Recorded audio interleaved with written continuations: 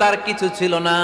ওই বেলাল রাদিয়াল্লাহু তাআলা আনহুকে ডেকে বিশ্বনবী বললেন, আনফিকিয়া বেলাল, ও বেলাল তুমিও আল্লাহর রাস্তায় দান করো। যে বেলাল রাদিয়াল্লাহু তাআলা আনহু লুঙ্গিটা পরা ছাড়া আর কোনো সম্পদই ছিল না, এই লুঙ্গিটাই সম্পদ, আর কিচ্ছু না। ওই বেলালকে বিশ্বনবী বলেছেন, দান করো বেলাল, কিপটামি করো না।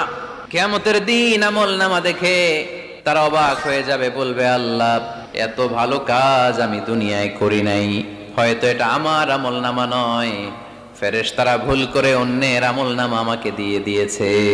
আল্লাহ বলবেন না আমার ফেরেশতারা ভুল করে না। ফেরেশতারা ভুল করে নাকি? তোমার আমলনামাই তোমার হাতে পৌঁছেছে।